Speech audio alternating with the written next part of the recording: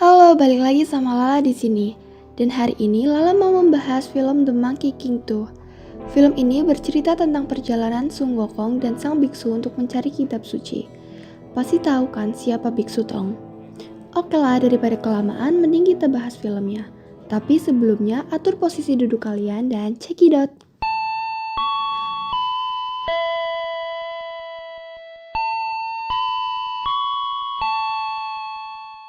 Di awal film, kita akan diperlihatkan sang biksu bersama dua pengawalnya yang akan melakukan perjalanan mencari kitab suci. Di tengah perjalanan, tiba-tiba ada seekor harimau putih yang muncul. Karena takut, pengawalnya pun meninggalkan sang biksu seorang diri. Saat sang harimau itu akan menerkamnya, si biksu ini memutuskan untuk masuk ke dalam gua, dan di sana ada suara yang memanggilnya. Ternyata itu adalah Wukong. Dia meminta kepada sang biksu untuk menarik sebuah kain yang ada di depannya, dan berjanji akan menyelamatkan dirinya dari sang harimau. Saat sudah berhasil ditarik, Wukong pun bisa bebas dari gencatan batu yang menimpanya, dan langsung menghajar sang harimau tersebut. Singkatnya, setelah selesai bertarung dengan harimau, Wukong ini berbicara kepada sang biksu, kalau biksu ini adalah orang yang ditakdirkan sang dewi untuk mencari kitab suci bersamanya. Dan Wukong ini ditugaskan untuk mengawalnya selama perjalanan ke barat. Tapi sang biksu tak mengizinkan Wukong untuk mengawal. Betapa senangnya Wukong mendengar hal tersebut, dan ia pun lalu pergi dari tempat itu. Tiba-tiba ada sebuah mahkota yang keluar dari kotak yang dibawa si biksu, dan mahkota itu mengejar Wukong yang telah pergi. Lalu tiba-tiba Wukong ini kembali dan meminta si biksu melepaskan mahkota tersebut. Tapi biksu ini tak mengetahui caranya, karena mahkota itu pemberian dari Dewi Langit. Lalu karena biksu melihat sebuah tulisan di mahkota itu, ia pun lalu membacanya. Tapi si Wukong ini seperti merasa kesakitan. Ternyata itu adalah mantra untuk mengontrol Wukong.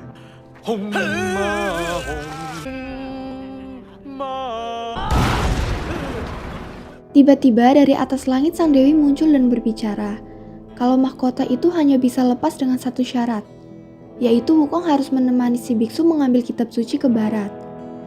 Karena tak ada pilihan lain, Wukong pun akhirnya mau mengikuti si biksu untuk melanjutkan perjalanan. Sin pun berpindah di sebuah toko di komplek kerajaan. Saat si pemilik toko akan menutup tempatnya, tiba-tiba ada seseorang yang datang.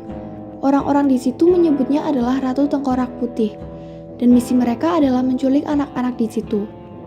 Saat akan membawa si anak tersebut, tiba-tiba muncullah para siluman dan melumat habis komplotan itu.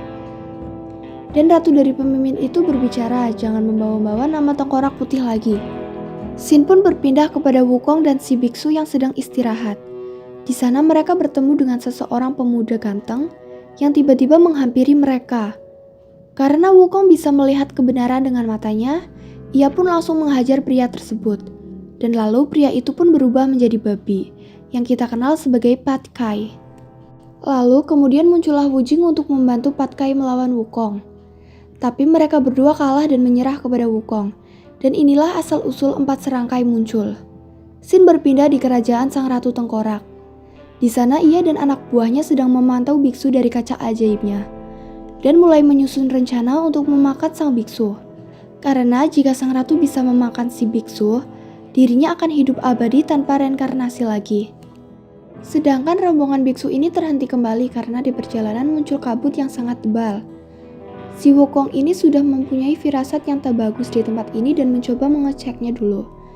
Tapi Patkai malah menuju ke sebuah rumah yang ada di dekat situ. Melihat itu, biksu dan Wujing pun segera menyusul Patkai. Kemudian disusul juga oleh Wukong.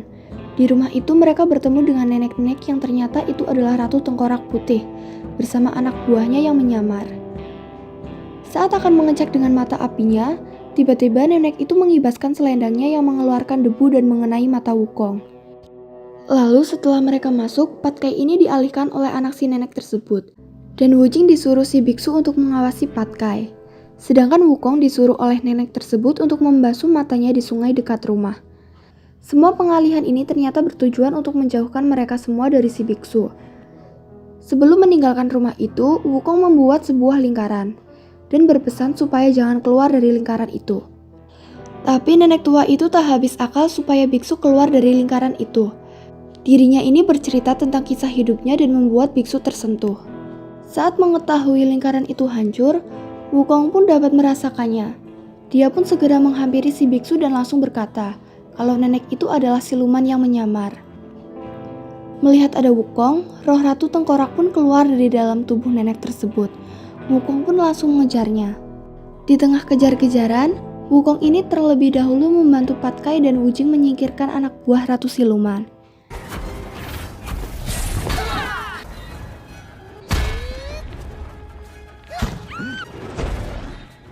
Karena ada kesempatan, Ratu Siluman pun memanfaatkan untuk masuk ke dalam tubuh si nenek kembali. Saat akan menerkam si biksu, Wukong ini berhasil kembali dan langsung menghajarnya habis-habisan sampai nenek itu tewas. Melihat hal itu, si biksu pun marah kepada Wukong. Apalagi ditambah pengakuan dari Patkai dan Wujing. Sang biksu pun langsung membaca mantra kembali untuk membuat Wukong jera.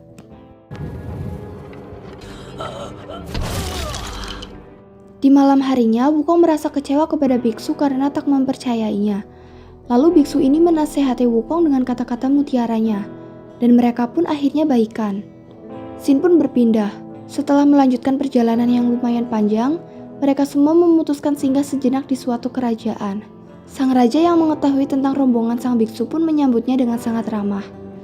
Lalu di tengah pesta, sang raja menceritakan tentang kutukan yang ada pada kota tersebut, yaitu ada siluman Ratu Tengkorak yang telah mencuri banyak anak-anak. Sang raja pun lalu meminta bantuan supaya biksu Tang ini mengusir siluman tersebut. Di tengah ceritanya, tiba-tiba Ratu Tengkorak muncul dan menghabisi semua pengawal kerajaan. Ternyata tujuannya adalah untuk melakukan negosiasi dengan Wukong. Ratu Siluman itu menyuruh Wukong supaya membiarkan si biksu agar bisa dilahapnya dengan iming-iming dirinya akan melepaskan mahkota yang ada pada kepala Wukong. Singkatnya, pertemuan biksu dan Ratu Tengkorak pun terlaksana. Tiba-tiba Wukong ini juga datang dengan menyamar sebagai biksu Tong. Karena sang ratu marah, akhirnya pertempuran pun terjadi. Di tengah pertempuran yang sengit, tiba-tiba ada seseorang yang menculik biksu Tong. Orang itu ternyata adalah suruhan dari sang raja. Dan disinilah diceritakan bahwa sang rajalah yang telah menculik semua anak-anak dan lalu meminum darahnya. Tujuannya adalah untuk menghilangkan kutukan yang ada pada tangannya. Bahkan di situ sang raja berniat untuk meminum darah biksu Tong agar bisa sembuh selamanya. Saat sang raja akan menghabisi biksu Tong, Wukong ini tiba-tiba muncul kembali dan menghajar sang raja. Kemudian Wukong juga membebaskan semua anak yang berada di situ. Singkat cerita, terlihat di situ semua orang tua merasa bahagia, dan di situ juga terlihat kalau biksu Tong akan meninggalkan kota tersebut. Karena merasa terselamatkan, para penduduk pun memberi hadiah kepada rombongan biksu Tong. Di tengah-tengah kerumunan tersebut, tiba-tiba ada seseorang anak kecil yang menodongkan pisau kepada biksu Tong. Wukong yang melihat dengan mata apinya pun langsung menghajar anak itu beserta orang tuanya sampai mati.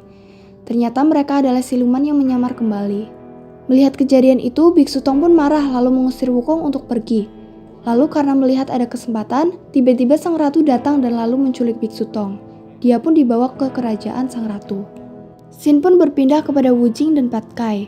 Mereka di sini berselisih tentang kejadian yang menimpa biksu Tong. Si Patkai ini tak mau menyelamatkan biksu Tong dan memilih untuk membubarkan pasukan pencari kitab suci. Sedangkan Wujing memutuskan untuk menyelamatkan biksu Tong. Sedangkan Wukong yang merasa sedih memutuskan untuk kembali ke gunungnya. Namun di perjalanan dirinya bertemu dengan Dewi Welas Asih. Di sini sang Dewi mengatakan kalau gurunya sedang dalam bahaya dan menasihati Wukong supaya berlaku bijak. Scene pun berpindah kepada Patkai. Ternyata dirinya ini menyusul ke gunung tempat Wukong berasal. Ia ini berniat memberitahu bahwa biksu Tong sedang dalam bahaya. Tapi ternyata Wukong ini tak ada di tempat itu dan akhirnya Patkai hanya membawa baju perang milik Wukong. Di lain sisi, Wujing ini dihadang oleh para pasukan tengkorak. Saat sedang bertarung, tiba-tiba Patkai ini datang dengan memakai baju perang Wukong dan mulai membantu Wujing untuk menghadapi pasukan tengkorak. Sedangkan di dalam gua, si Ratu Tengkorak mulai menghisap sari dari sang biksu. Tapi beruntung Wukong ini bisa datang tepat waktu dan melemparkan tongkatnya ke dalam gua. Karena merasa Wukong telah mengacaukan rencananya, Ratu Tengkorak pun akhirnya memutuskan untuk melawan Wukong. Singkatnya, karena merasa akan kalah, si ratu pun berubah wujud menjadi tengkorak yang sangat besar dan menghisap sang biksu ke dalamnya. Pertempuran Wukong dan Ratu Tengkorak pun berlangsung cukup lama, tapi akhirnya Wukong berhasil mengalahkan sang Ratu Tengkorak. Setelah kalah, sang Buddha pun menjemput Ratu Tengkorak untuk menebus semua dosanya. Tapi sang biksu memohon supaya dirinya bisa membantu Ratu Tengkorak ke jalan yang benar. Si ratu ini tetap keras kepala dan memilih untuk lenyap. Biksu Tong yang merasa sedih lalu meminta Wukong untuk membunuhnya. Awalnya Wukong ini menolak, tapi setelah sang biksu meyakinkan, akhirnya Wukong pun mau melakukannya. Singkatnya, si biksu pun menjadi patung emas. Hari pun berganti, si biksu ini masih dalam keadaan menjadi patung. Tapi Wukong, Wujin, dan Patkai memutuskan tetap membawanya dalam pencarian kitab suci. Tiba-tiba sang Dewi Welas Asih meneteskan sebuah air suci dan membuat patung Biksu Tong mulai berubah ke wujud manusia. Dan film pun tamat. Ya, wis, arigatou gozaimasu.